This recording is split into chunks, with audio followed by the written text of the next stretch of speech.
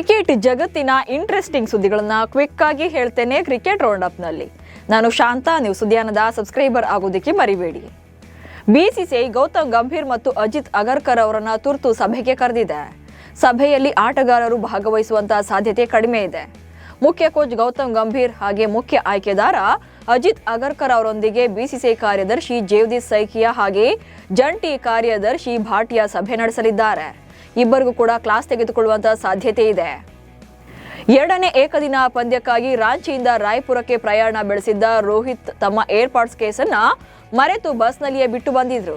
ಆ ಬಳಿಕ ವಿಮಾನ ನಿಲ್ದಾಣದಲ್ಲಿ ಕುಳಿತಿದ್ದ ರೋಹಿತ್ಗೆ ಟೀಂ ಇಂಡಿಯಾದ ಸಹಾಯಕ ಸಿಬ್ಬಂದಿಯೊಬ್ಬರು ಏರ್ಪಾಡ್ಸ್ ಕೇಸನ್ನ ತಂದುಕೊಟ್ಟಿದ್ದಾರೆ. ರೋಹಿತ್ ಶರ್ಮಾರ ಮರೆಯುವ ಅಭ್ಯಾಸವಿದ್ದು ವಿರಾಟ್ ಕೊಹ್ಲಿ ಮತ್ತು ಶಿಖರ್ ಧವನ್ ಈ ಬಗ್ಗೆ ಸಾಕಷ್ಟು ಬಾರಿ ಹೇಳಿಕೊಂಡಿದ್ದಾರೆ. ಟೀಂ ಇಂಡಿಯಾದಲ್ಲಿ ಯಾವುದು ಸರಿಯಿಲ್ಲ ಅನ್ನೋದು ಮತ್ತೊಮ್ಮೆ ಸಾಬೀತಾಗಿದೆ. ರಾಂಚಿಯಲ್ಲಿ ನಡೆದ ದಕ್ಷಿಣ ಆಫ್ರಿಕಾ ವಿರುದ್ಧದ ಮೊದಲ ಏಕದಿನ ಪಂದ್ಯ ಗೆದ್ದ ಬಳಿಕ ಹೋಟೆಲ್ ಸಿಬ್ಬಂದಿ ಈ ವಿಜಯವನ್ನು ಆಚರಿಸೋಕೆ ಕೇಕ್ ಕತ್ತರಿಸುವಂತಹ ಸಮಾರಂಭವನ್ನು ಆಯೋಜನೆ ಮಾಡಿದ್ರು.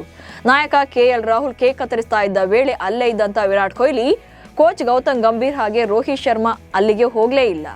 ಈ ವಿಡಿಯೋ ಈಗ ಸೋಷಿಯಲ್ ಮೀಡಿಯಾದಲ್ಲಿ ವೈರಲ್ ಆಗಿದೆ. ವಿರಾಟ್ ಕೊಹ್ಲಿ ಅವರ ಶತಕ ಕೆಎಲ್ ರಾಹುಲ್ ಮತ್ತು ರವೀಂದ್ರ ಜಡೇಜಾ ಅವರ ಕಠಿಣ ಪರಿಶ್ರಮವನ್ನ ಮರೆ ಮಾಡಿದೆ. ಇಬ್ಬರಿಗೂ ಕೂಡ ಅರ್ಹವಾದ ಪ್ರಶಸ್ತಿ ಸಿಗಲಿಲ್ಲ ಅಂತ ಕೆ ಶ್ರೀಕಾಂತ್ ಹೇಳಿದ್ದಾರೆ. ಕೆಎಲ್ ರಾಹುಲ್ ಮತ್ತು ಜಡೇಜಾ ನಡುವಿನ ಕೊನೆಯ ಪಾಲುದಾರಿಕೆ ಅದ್ಭುತವಾಗಿತ್ತು, ಆದರೆ ಅದು ಗಮನಕ್ಕೆ ಬರಲಿಲ್ಲ. ವಿರಾಟ್ ಕೊಹ್ಲಿಯ ಇನ್ನಿಂಗ್ಸ್ ಎಲ್ಲವನ್ನು ಕೂಡ ಮರೆಮಾಚಿತು. ಇವರಿಬ್ಬರು ಕೂಡ ಯಾವುದೇ ಶಬ್ದ ಮಾಡದೆ ಸದ್ದಿಲ್ಲದೆ ಕೆಲಸ ಮಾಡಿದ್ರು ಎಂದಿದ್ದಾರೆ. ಇಂಜುರಿಗೆ ತುತ್ತಾಗಿ ರಿಹ್ಯಾಬ್ನಲ್ಲಿರುವಂತಹ ಹಾರ್ದಿಕ್ ಪಾಂಡ್ಯಗೆ ಇದೀಗ ಶುಭ ಸುದ್ದಿ ಸಿಕ್ಕಿದೆ. ಬೌಲಿಂಗ್ ಮಾಡೋಕೆ ಅನುಮತಿ ನೀಡಲಾಗಿದೆ. ಏಕದಿನ ಸರಣಿಯ ಬಳಿಕ ದಕ್ಷಿಣ ಆಫ್ರಿಕಾ ವಿರುದ್ಧ ನಡೆಯಲಿರುವಂತಹ 5 ಪಂದ್ಯಗಳ T20 ಸರಣಿಯಲ್ಲಿ ಹಾರ್ದಿಕ್ ಪಾಂಡ್ಯ ಆಡೋದು ಗ್ಯಾರಂಟಿಯಾಗಿದೆ. ಈ ಸರಣಿಗೂ ಮುನ್ನ ಹಾರ್ದಿಕ್ ಪಾಂಡ್ಯ ಸೈಯದ್ ಮುಷ್ತಾಕ್ ಅಲಿ ಟ್ರೋಫಿಯಲ್ಲಿ 2 T20 ಪಂದ್ಯಗಳನ್ನು ಆಡಲಿದ್ದಾರೆ. IPL ಸೀಸನ್ 19ರ ಮಿನಿ ಹರಾಜು ಡಿಸೆಂಬರ್ 16ರಂದು ನಡೆಯಲಿದೆ. ಅಬುಧಾಬಿಯಲ್ಲಿ ನಡೆಯಲಿರುವಂತಹ ಈ ಹರಾಜಿಗಾಗಿ ಬರೋಬ್ಬರಿ 1355 ಆಟಗಾರರು ತಮ್ಮ ಹೆಸರನ್ನ ನೋಂದಾಯಿಸಿಕೊಂಡಿದ್ದಾರೆ. ಆದರೆ ಈ ಪಟ್ಟಿಯಲ್ಲಿ ಆಸ್ಟ್ರೇಲಿಯಾದ ಆಲ್ರೌಂಡರ್ ಗ್ಲೆನ್ ಮ್ಯಾಕ್ಸ್ವೆಲ್ ಹೆಸರಿಲ್ಲ.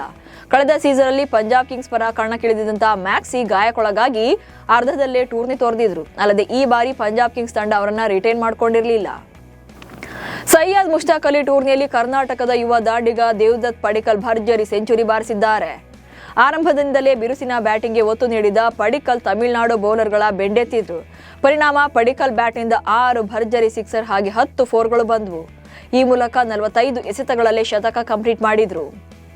ದಕ್ಷಿಣ ಆಫ್ರಿಕಾ ವಿರುದ್ಧದ ಮೊದಲ ಏಕದಿನ ಪಂದ್ಯದ ವೇಳೆ ಯಶಸ್ವಿ ಜೈಸ್ವಾಲ್ಗೆ ಕಿಂಗ್ ಕೊಹ್ಲಿ ಕೀಟಲೆ ಮಾಡಿರುವಂತಹ ವಿಡಿಯೋ ಸಿಕ್ಕಾಪಟ್ಟೆ ವೈರಲ್ ಆಗ್ತಿದೆ. ಜೈಸ್ವಾಲ್ ಅವರ ಹೇರ್ ಸ್ಟೈಲ್ ಅನ್ನ ತೇರೆ ನಾಮ್ ಚಿತ್ರದಲ್ಲಿ Bollywood super star Salman Khan ಅವರ ಕೇಶ ವಿನ್ಯಾಸದೊಂದಿಗೆ ಹೋಲಿಸಿದಂತಹ ಕೊಹ್ಲಿ ಜೈಸ್ವಾಲ್ ಮುಂದೆ ಲಗನ್ ಲಗಿ ನೃತ್ಯದಂತೆ ಹೆಜ್ಜೆ ಹಾಕಿದ್ರು. 2 ಕೋಟಿ ರೂಪಾಯಿ ಮೂಲ ಬೆಲೆಯೊಂದಿಗೆ ವೆಂಕಟೇಶ್ ಅಯ್ಯರ್ ಮಿನಿ ಹರಾಜಿಗಾಗಿ ಹೆಸರನ್ನ ನೋಂದಾಯಿಸಿಕೊಂಡಿದ್ದಾರೆ. IPL 2025ರಲ್ಲಿ KKR ಫ್ರಾಂಚೈಸಿ ವೆಂಕಟೇಶ್ ಅಯ್ಯರ್ ಅವರನ್ನ ಬರೋಬ್ಬರಿ 23.5 ಕೋಟಿ ರೂಪಾಯಿಗೆ ಖರೀದಿ ಮಾಡಿತ್ತು. ಹೀಗಿದ್ರೂ ಕೂಡ ಅಯ್ಯರ್ ಕಡೆಯಿಂದ ನಿರೀಕ್ಷಿತ ಪ್ರದರ್ಶನ ಬಂದಿರಲಿಲ್ಲ. ಹೀಗಾಗಿ ತಂಡದಿಂದ ರಿಲೀಸ್ ಮಾಡಲಾಗಿತ್ತು. ಈಗ 2 ಕೋಟಿ ರೂಪಾಯಿ ಮೂಲ ಬೆಲೆಯೊಂದಿಗೆ ಕಾಣಿಸಿಕೊಳ್ಳಲಿದ್ದಾರೆ.